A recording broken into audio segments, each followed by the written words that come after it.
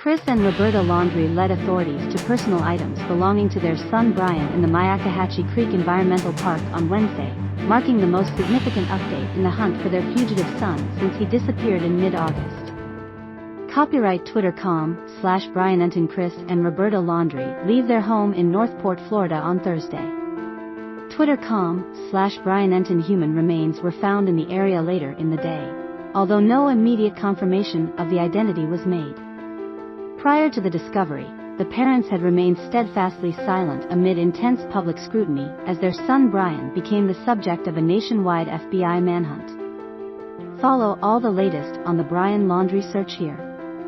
They initially refused to speak to police, but later sat down for interviews with the FBI and released carefully worded statements through their lawyer Steve Bertolino.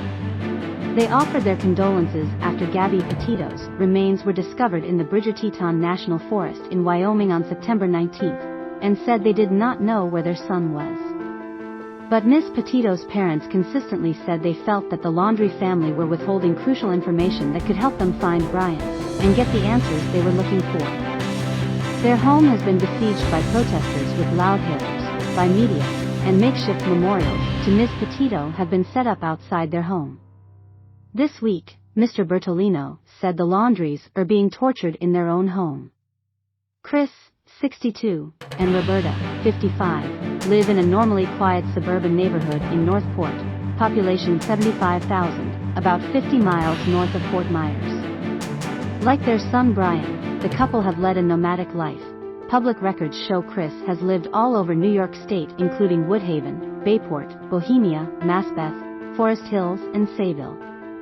During Brian's teenage years, they lived on Long Island, where he met Gabby Petito while attending Bayport Blue Point High School.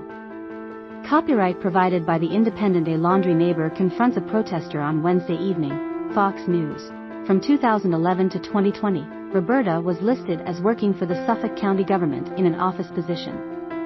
Chris Laundrie also lived in Honaha, South Carolina, before moving to Northport in 2017, like millions of so-called snowbirds seeking the warmer climate of Florida. Upon settling in Northport, Chris and Roberta established Juicer Services, a company that sells and services commercial juicing equipment. He is the president while Roberta is the vice president of the company, which is based in Northport. The business is listed as temporarily closed. Chris is affiliated with the Florida Democratic Party. Gabby Petito moved in with the Laundries sometime in 2020. She lived under the Laundrie family roof, and it was there that the couple converted a Ford Transit van to travel around the USA on their ill-fated van life trip. When Northport police showed up at the family home on September 11, the Laundries appeared to have been ready for them. They refused to speak with authorities, who seized the young couple's van and handed over contact information for their lawyer Steve Bertolino. Since then, the only public statements to come from the Chris and Roberta Laundrie have been through their lawyer.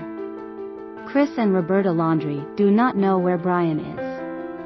They are concerned about Brian and hope the FBI can locate him, Mr. Bertolino said last month.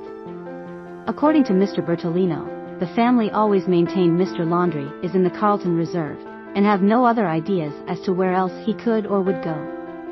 Laundrie's sister, Cassie, said on September 17 that she had not spoken to her brother since he returned from his trip. Cassie Laundrie told ABC's Good Morning America that she hopes Ms. Petito will be found, in the first public interview given by a member of the Laundrie family. Obviously me and my family want Gabby to be found safe, she said. She later admitted she had seen Mr. Laundrie after he returned to Florida, and claimed her words had been misconstrued.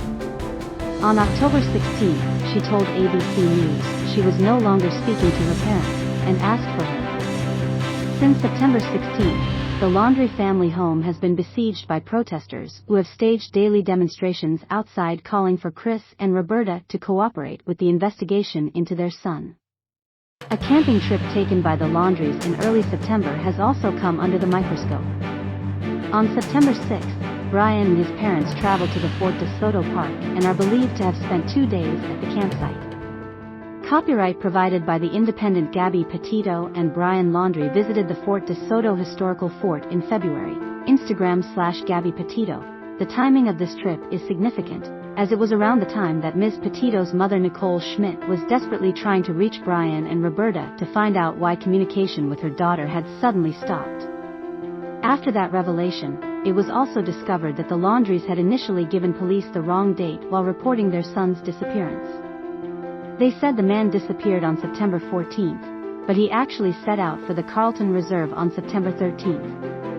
Ms. Petito's father has been particularly scathing in his public comments about the Laundries, and police have urged them to come forward with any information that could help find their son. After Dwayne Dog the bounty hunter Chapman joined the search, he showed up at the Northport home, only for Roberta to call the police on him. The Laundries have also been visited twice by the FBI, once during a thorough search of their home early in the investigation, and again more recently during which agents took a sample of some kind from the family's trailer. The FBI loaded several vans with boxes of evidence collected at the family's home. In the weeks since the search for Mr. Laundrie began, hundreds of concerned members of the public have also left flowers, the makeshift memorial, at the home.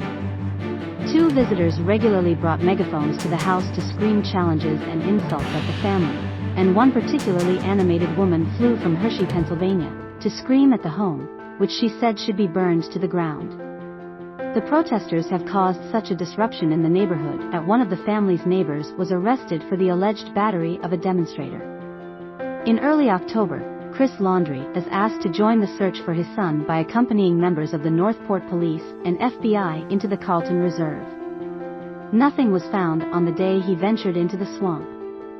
On October 20th, Chris and Roberta Laundrie were called to the Myakkahatchee Creek Environmental Park when belongings, including clothes and a backpack believed to have been Brian Laundrie's, were found.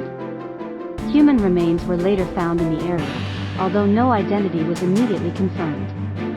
From news to politics, travel to sport, culture to climate, The Independent has a host of free newsletters to suit your interests. To find the stories you want to read, and more, in your inbox, click here.